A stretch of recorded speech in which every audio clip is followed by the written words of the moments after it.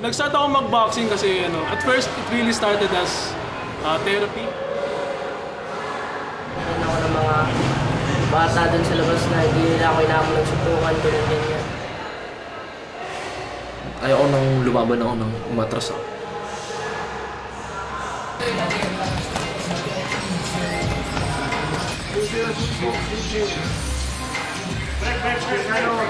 Okay, box! Up man!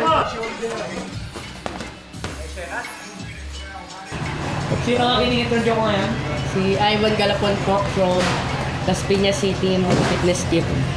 Ano ang record mo ngayon sa boxing? 0 wins, 3 losses, 1 draw. He's dangerous. What? His body is like punching bag. Hindi sasaktan. Gini nga. Nakasaktan ba? You just weak. Ang masaya po, gym is an escape from school and school is an escape from home. Kaya yung gym po, parang nakakatakas na po sa bahay or school. Pero parang nakaka-ano sa feelings ko. Dito ako. Alam mong yung helicopter ko may time yun. Alas 6:30 din pala helicopter. Hindi ka nga makalibang sa akin, mag-helicopter ka ba? This gym, siya po yung tumulong sa akin para hindi na ako mabully, para marespeto na rin ako ng mga basa din sa labas na hindi nila ako inaabot ng sutukan, pinagyadyas. Nung siguro mga 13 ako, parang may violet ako dito kasi parati na ako sinasapit dito.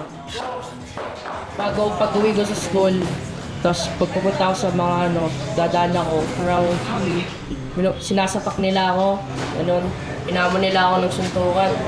Ay ba, suntukan tayo, mahina ka naman eh. Yun po sinasabi nila. So sabihin natin, wala yung boxing ngayon sa buhay mo. Sino si Ivan Galapon? Wala eh. Ivan Galapon, kung walang boxing. Wala talaga. Parang wala. Parang doon lang ako sa upuan, nag-video games. Nag-Roblox, gano'n. PlayStation 3, PS4, gano'n.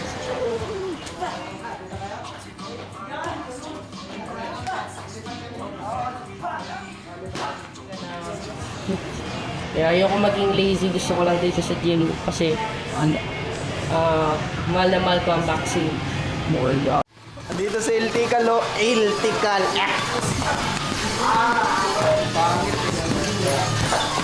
Moves finest. Oh shit.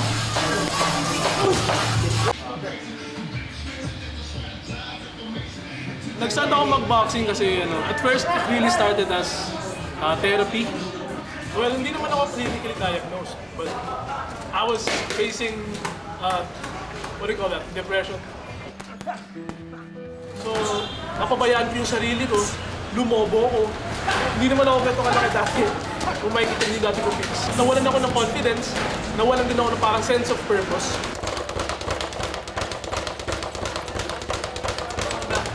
So, ako palagi yung unang sinasapak.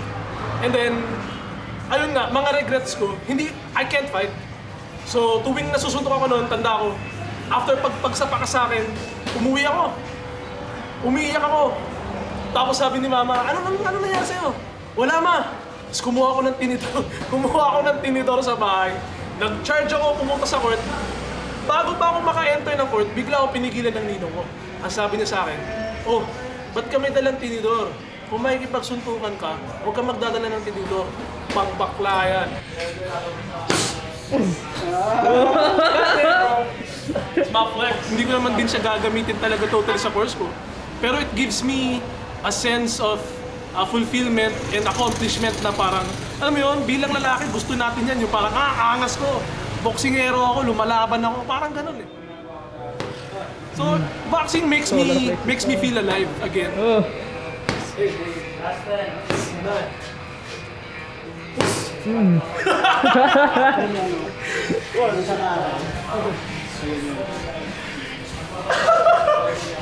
Kaliwa ko. I don't find basketball very fulfilling anymore. Considering my height, hindi rin ako ganun katangkaran. parang why don't I give this another try kahit wala na si Papa.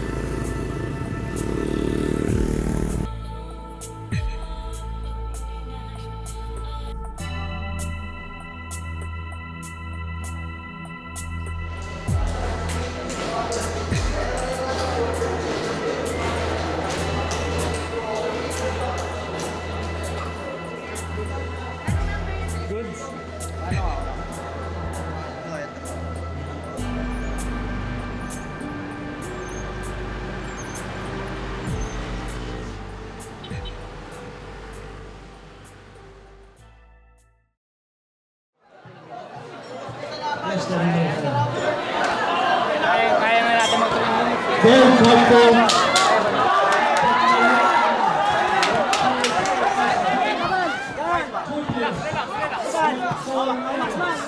Kahit matalo, masaya pa rin ako. Kahit manalo, masaya pa rin. Huwag yun ako manalo.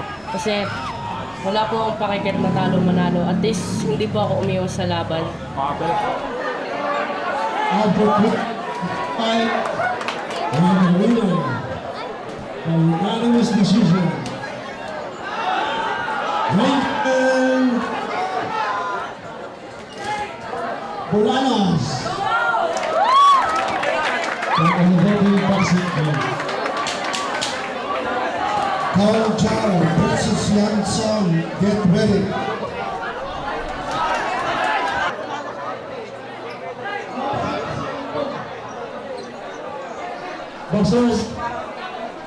Boxers away. Boxers,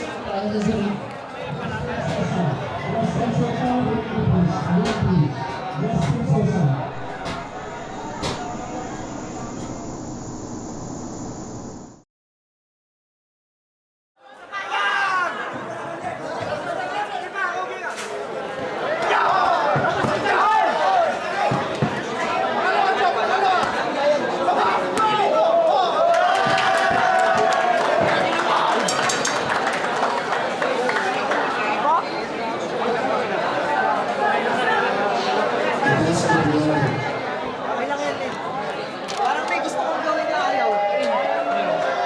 Basta hindi ko alam, wala kang position. next round will be Parang parang may gusto siyang gawin coach na ayaw ko ba ayaw mamay niya. Velasco Delano. Kaya mo yan, hindi. Reset lang ah.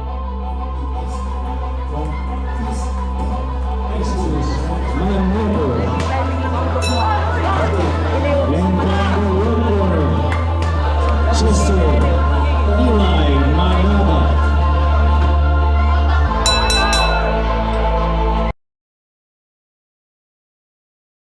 Ako nga pala si Nomer Lido Manabat.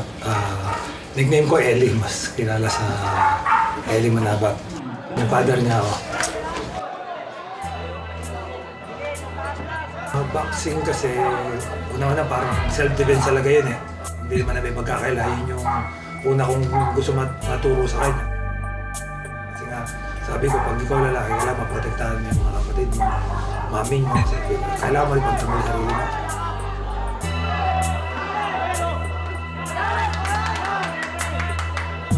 Iba na yung dati pag nagagalit ako, punching bag sinusunod ko eh. Ngayon iba na, parang nabawasan na dahil ligawan ng nagbabasa na tayong Biblia eh. Kanan! Gamit! Kanan! Yan! Kanan! Sige! Yan! Boxing lang nalalabas ko, pero ngayon killer ko na nilalabas eh. Now, ladies and gentlemen, we have a winner by points in the blue corner. Next, Concepcion Balay.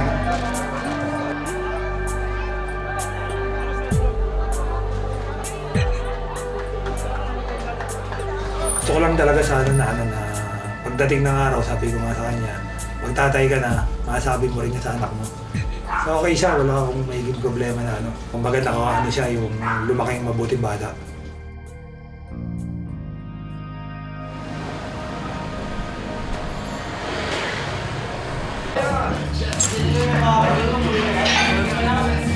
May laban?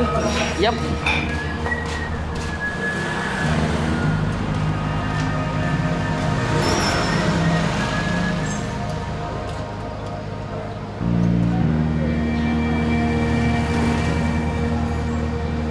Uh, 12 fights, tapos ako, pangapat ko pa lang siya, pero nakasabay ako, hindi yung parang, alam mo yung mukha ko nabugbog doon, hindi naman, hindi ako na-knockout.